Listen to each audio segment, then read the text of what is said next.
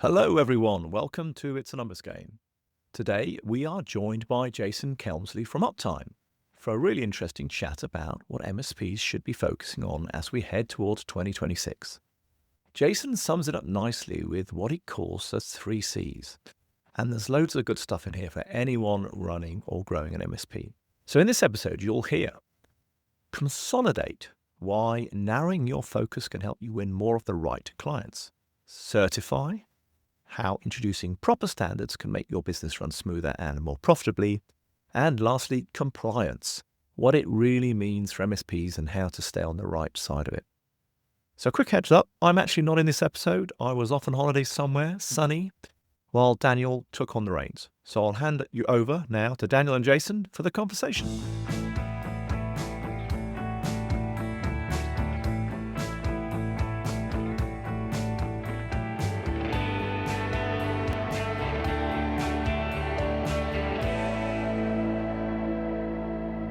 Jason, welcome to the program. Thank you for having me, Daniel. Pleasure. Been waiting for this.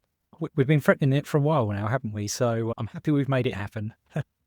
Absolutely. And I've listened to a few to know what I'm in for and go easy. The good news for you is that my co-conspirator, Adam, is actually on leave at the moment. So normally he's the one that throws in the sort of testy question. But I'll see if I can represent Adam and throw one or two at you just to keep you on your toes. I look forward to it. Okay. Game face initiated. Game face on. So I arrived at this episode thinking we were going to talk about the increasing internationalization of the MSP market and supply chain. But you've actually come prepared with an even better topic, which is your predictions for what the MSP of 2026 should be focusing on. And even better, you created us a nice clickbaity title with the 3 Cs. So perhaps we could kick off with the first one. Absolutely. So I should first and foremost say 16 years in this industry, or 17, it served me well to just be blunt and to the point with my thoughts, right? Even if it doesn't link in with what we do at Uptime. And the things that I'm suggesting focusing on are the 3 Cs, which is consolidate, certify, and compliance. As with any alliteration, they might go off slightly into other areas because it's nice and it's beautiful to have the matching starting letters, of course. Mm-hmm. But really just to go into them, and the first one specifically, consolidating is often perceived, I think, in a negative way. If you say I'm consolidating, I think it's got negative perceptions. Contracting is where I go straight away, like it's smaller. That's not as good, right?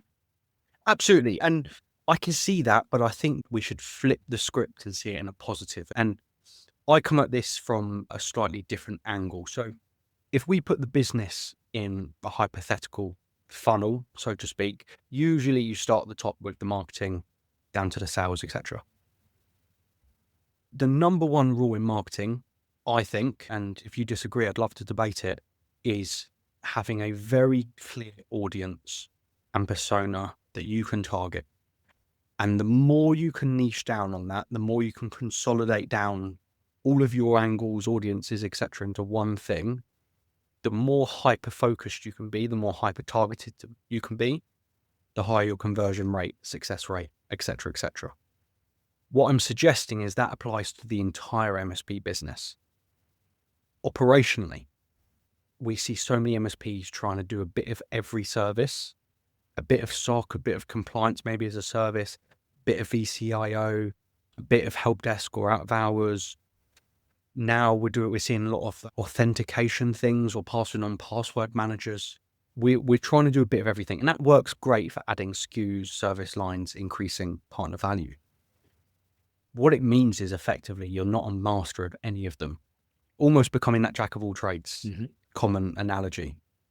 And so I'm suggesting that moving into the next iteration of the MSP landscape, the end of 2025, start of 2026, what we want to do is consolidate our audience, consolidate our offering, consolidate our messaging, and become hyper-focused on an area. It doesn't mean you won't do the other areas, to be crystal clear. You'll have them, but they are not an objective focus with the same lens that you apply to everything else. So as an example,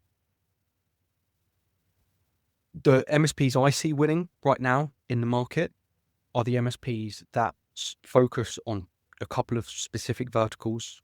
Let's just take lawyers and accountants. They're the easy ones because they're professional services. They create very targeted, very specific case studies for those verticals. They provide the messaging that is hitting the pain point of the vertical. So in the legal world, it could be compliance, regulation, surrounding, in accounting, something else, whatever it might be. They have a very clear message, simplified message that has been honed down, no longer IT support, no longer digital transformation, a very simple pain point message. And then operationally, everything is built around their sole one or two, you could do a second, one or two very excellent areas. And they are your magnet areas, so to speak. They're the reason that people come to you, they're drawn to you, they initially talk to you. It doesn't mean they then don't venture out into other areas. Does that make sense? Absolutely. And I think to just clarify what you're talking about here, you're talking about the new business messaging and then the first service. So if I'm an existing client of an MSP, I'm now less niched in terms of a service because I may still want to consume those other activities. So is it specifically new business or the wider existing business as well? The entirety. Okay. It's very difficult to become known for everything. Mhm. It is much easier to become known for something. And so to give you maybe a real world example, Tesla is probably recent, to try and keep our analogies and things fairly streamlined. Mhm. Tesla created a brand very quickly when you look at the rest of their market. So comparatively to what it took all of the other companies in that industry to get to market and to get the brand pushed out truly worldwide was rather remarkable. And I believe that they were somewhat able to achieve that because their product, their service, but in this case product, was super niche. It was a relatively uncomplex offering, as in you knew what you were getting, but it was an electric car that was better than the rest. And they, I know they possibly could veer off in other directions at some point, but they are known for Tesla. Oh, that's an electric car. If you see an electric car, I think the first brand that comes to mind is Tesla. They've niched down, not tried to do all of them. They were first to market to do that in the broad spectrum. And so they are now known as the pioneers of that, even if actually it's arguable they're somewhat way behind some of the other manufacturers, but they put their rubber stamp. And I think we're coming into this era where if I asked you who are the top 3 MSPs in the UK in terms of growth or whatever, I think we all have slightly different threes that we would share, because I don't think anyone's quite put their rubber stamp on being the pioneer or being the leader in that market. There's one that wins on revenue. There's one that will win on churn. There's different metrics. Coming into 2026, and you will get onto compliance and certification, etc. There is going to be, I think, an MSP or a few MSPs that separate from the pack with EBITDAs that no others have, offerings that others might be able to compare with, but others don't have, and will therefore, I assume, have a messaging that others just don't touch or don't reach in terms of simplicity. Be honest. When was the last time you actually felt in control of your MSP finances? The late nights chasing invoices, the cash flow stress, constant pressure to grow profit, it can feel never-ending. At MSP Finance Team, we've built the complete outsourced finance solution just for MSPs. From day-to-day bookkeeping to annual tax, management reporting, and full virtual finance team support, everything you need to run a profitable, stress-free business is under one roof.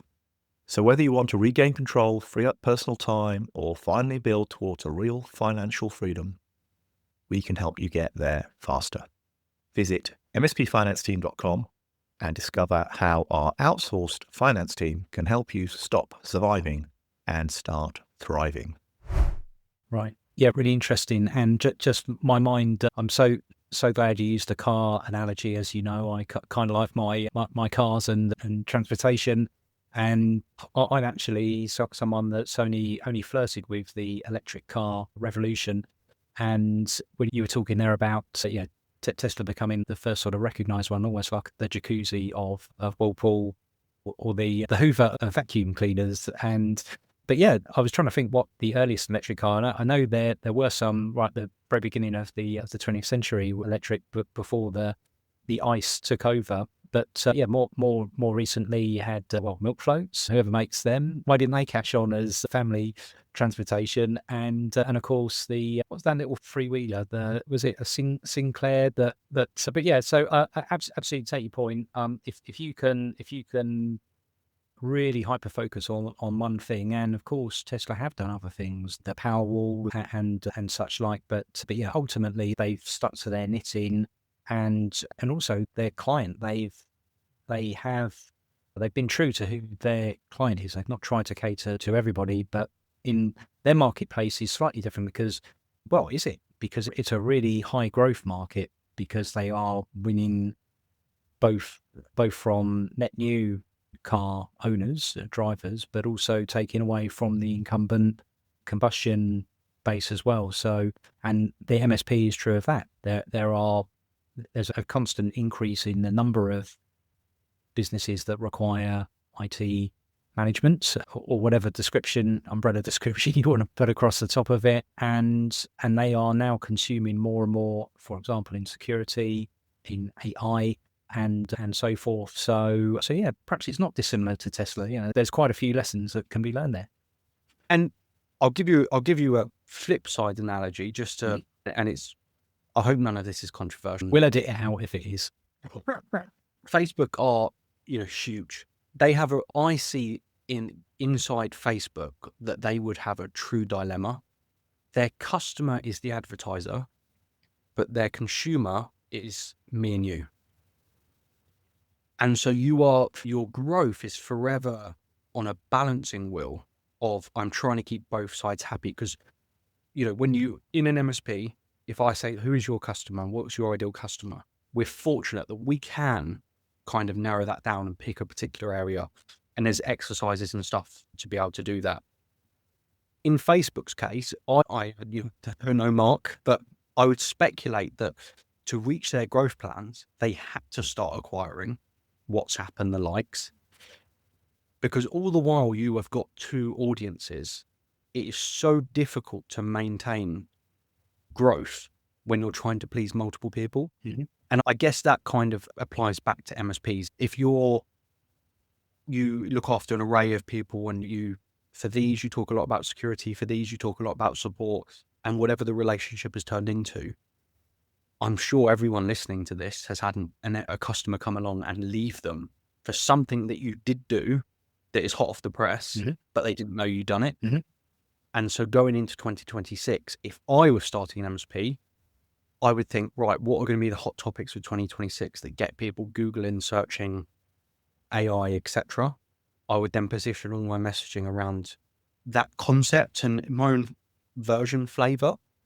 Although everything else I do might be the same as the other MSP, I'm going to get their lead through. I'm going to be able to cross-sell and then take them off in other directions. They're going to look at me as someone that is up with the times, as opposed to the guy that's still got on his website IT support for SME, whatever it might be. And going back to one of your earlier points, if I don't agree, we can spiritedly debate. Unfortunately, I probably do agree with you. Maybe just a point of clarification here. And when generally when the topic turns to niching, my natural inclination is to have multi-niche. So I've not got absolutely all of my eggs in one basket. And perhaps we're getting to the definition here of, if I'm leading to market with, let's say, an AI consultancy, that's my AI enablement for the legal market, for example. Do I then have another separate entity that provides comms and telecoms? Do I have another entity that provides infrastructure services? Do I have another entity that provides security? And each one of those is multi-niched and around a or a hyper niche, sorry, around a particular service. Where's the dividing line? Can I, as a group of businesses, provide that sort of full stack, or could I do this divisionally within a single entity and perhaps I've got my infrastructure team, my security team, my AI team? I think it's a very interesting question. 3 years ago, I would have said split them all out and have multiple niches. It is a complete gut feel. I do not have the data to back up the claim I'm about to make. I do feel that we've just switched the value proposition of an MSP in the marketplace, where should an epidemic come around, a recession come around, the value understanding of a managed service provider is now sufficient enough that you wouldn't be the first thing to go, or, you would be seen in the essential category. I don't have the evidence for that. Every day that passes, we are increasing our credibility in most businesses' eyes. And so, if not just yet, I would suspect in the next 6-12 months, we no longer have to consider splitting it out. I think about if I was an AI first legal, like you mentioned, and I know I'm going to get them in for that and then spread them elsewhere and they'll do other things. If I was to hit a recession or the legal industry was to have substantial change, I think MSPs are now considered, or I think by way of niching, my value proposition is so much higher that I will not be one of the first on the chopping block in times of. Great point. The fact that you have niched is what protects you from the generalist. They just do reactive support when something goes wrong, and nothing's gone wrong recently, so we definitely don't need them. And it allowed you to have those cool conversations. Being niche allows you to really take authoritative control of conversations and demand a level. And it's a bit of an ego trip, but when I say demand a level of respect, what I mean is, when you say you should do this thing, they're listening, you grab their attention. They're not just seeing it as they're trying to get me to buy something else, or they're trying to get more work out of me. And I've talked about it a lot in my past about the 4 levels of relationship you hold with a customer. And number 4 being that sort of strategic level. And that level usually comes with you being seen as an expert in a particular area, which you command more of a voice when you then go and talk about that particular area. Got it. And of course, solving another issue along the way, which I know a lot of MSPs struggle with, is the level of contact that they are able to maintain within their clients. So you want to be talking to a decision maker with ultimate budget and authority, and then you end up not talking to that person and then relying on that person to convey the messaging to the ultimate decision maker who says, no, we don't need that. Nothing's gone wrong. Listen again to the next quarter if you've got time. But yeah, if you're at that higher elevated authoritative position, you're probably talking to the senior leadership team, or certainly to people with decision making authority. And so, it's a virtuous circle, I think, is the term. Absolutely. And it doesn't mean you know better than that other person, just to be clear. The real world analogy, if someone wants to translate this, if I go and see my doctor, my GP, he says, Jason, I think you have problem A. He sends me to a specialist who says, you've got problem B. We're all, as a human, I'm going to go, I've got problem B, because he's a specialist and he knows more about this. He's done more thorough things, or he's gone down this particular path. They both arguably could give me similar advice or could be right, but I naturally gravitate to, I've seen a specialist. The specialist told me this. And I think it applies in many walks of life. And it doesn't mean that either one is right or wrong. It doesn't mean that either one has more authority. Like, neither one can really say I'm better than the other person, or vice versa. But perception-wise, perception's a big word for me at the moment. I've been doing quite a lot of reading about it and other things, but perception-wise, it drastically changes how you enter the room. Right. Yeah. And makes a lot of sense. So I guess we should move on to the other 2 Cs now. Although, how far away from those are we? Like that first one, that's a pretty big deal. Do these other two naturally just follow on? They do naturally intertwine, and arguably you can only do 2 and 3 if you do 1, if that makes sense. But let me give you a number 2. So number 2 is all about certification, or to branch it out further, certification and standards. So let's assume someone has niched down, but you might not have. The next part is about standardizing your business. We have all absolutely banged on about this. I know in event space and other items for years and years. I think it's been easier than ever, but also harder than ever to standardize now. But I am starting to see some MSPs talk about price points and competitive price points that mean that some of them are not surviving without standardization. So I'm rearing its head again because I think it's a critical item now that people need to look at or consider.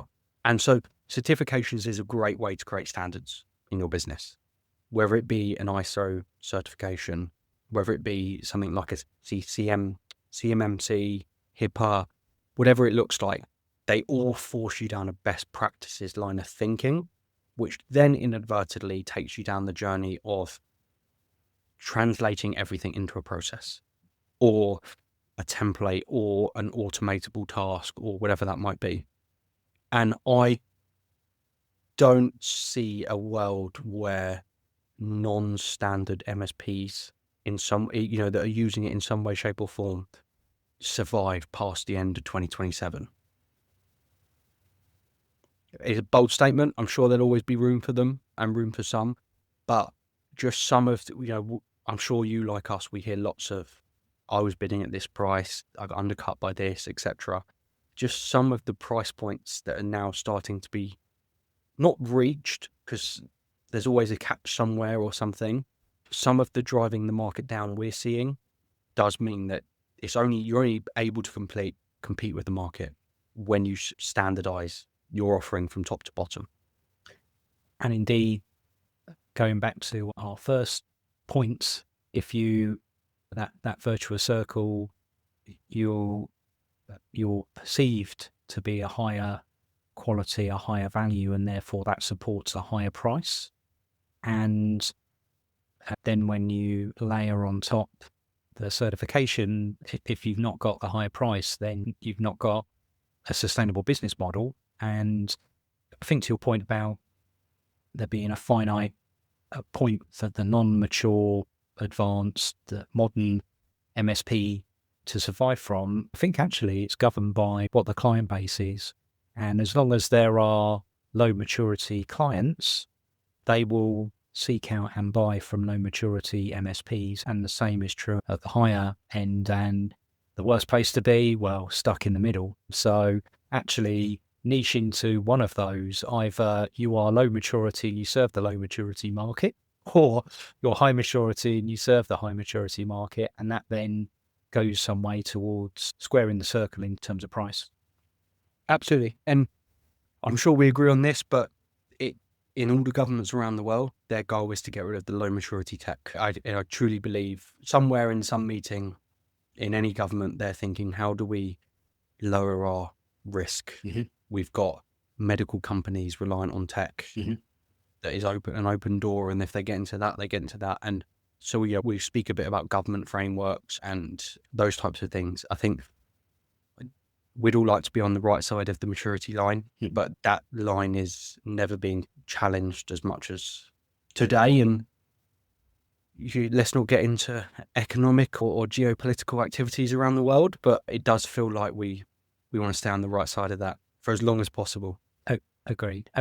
And yeah, generally, I see your point. I fear the timeline is probably not as pronounced, but over time, absolutely, I can see us getting there. And of course, as the MSP market evolves, so does everyone else, the bad actors and the clients, and it's a continual process of evolution for us all, whatever side of the table we sit on. Absolutely. And does that lead us into compliance then as our final C?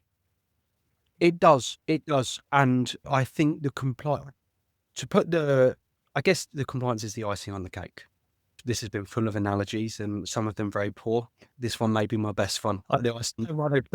We'll debate about what cake after we finish. If you niche down and you standardize, it becomes far easier to adhere to compliances. But secondly, it allows you to push that theoretical level beyond that of all your competition. Mm-hmm. So let's just imagine for a moment, I am an MSP. I've niched down. I provide services to accountancy and legal. I've standardized my operations. I've got same software in everyone, same stack, whatever that looks like. I've got all of my certifications, etc. Now, when I take a step towards compliance, I can go for the moon if I want to. As in, I could ramp up however many or however much badges, or if I want to enter the government frameworks or whatever it is you're entering, becomes a very simple and executable task, which sets you in your own. You're competing with 3% in the market rather than 90% in the market or whatever, which slowly starts again in creating the value gaps and the value increments that you go on.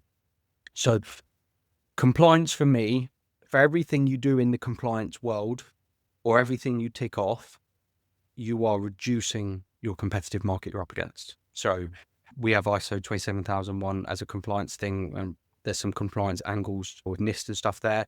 The minute I do that, right, I'm now only competing against 40% of the market. They've also got that. Now I'm going down again. Right now, in that 40%, there's only 2 that have got what I've got here, and I'm picking best practice. Right, so now I'm only actually truly competing with 20%. And the goal being that once I've standardized niche, this isn't a complex task. The reason Cyber Essentials Plus is a bit of a headache for some people is because they're not where they wanted to be. And so now doing this thing that should be simple and easy, okay, I know it's not always simple and easy, but it should be simple and easy if your business is where you wanted it to be, to just stamp a Cyber Essentials Plus on it and go shout about it. But typically I see it's not, because you are nowhere near where you want to be. And therefore doing Cyber Essentials Plus is the only thing that gets you to go and take action on the things you've been putting off for a year, 2 years, 3 years, whatever it might be. And so compliance is just the icing on the cake that forces you to bring the rest of it all into one and take action on the things that you've been waiting to take action on. Really, it's accountability insofar as whatever moves the needle to an agreed standard, and again, all interconnected, as you quite rightly said. Compliance, certification, the one leads to the other, and sounds very solid. And the power of 3. So we got a triangle, which is a good solid. I don't know. Could we have a triangular cake? I suppose a piece of cake is triangular. I think we've just added the 4th C. The advice for 2026 is be a pizza cake. Yeah, and it was a cake. And obviously there's a million directions you can go off in, but I'm just trying to keep it simplistic. Yeah. I've got very many things I stress about every day, and I have to check myself. I'm sure you have the same. Mm-hmm. If there's 3 things that really move the needle in 2026, this is just my hot take on what I think they are and should be. Yeah. No, very good and really interesting conversation. It is about this time in the episode that we offer a shameless plug to our guest, which of course could just be if people are interested in this and they're thinking about their Cs for 2026 and they want to talk about them, how best to get in touch. I'll do the opposite with my shameless plug. Obviously, add me on LinkedIn, Jason Kemsley, Kemsley, from Uptime. But rather than talking about Uptime, debate me about what I said. I want to know where there might be flaws or holes, or where I need to consider other things, because I get asked a lot. I'm sure you get asked a lot.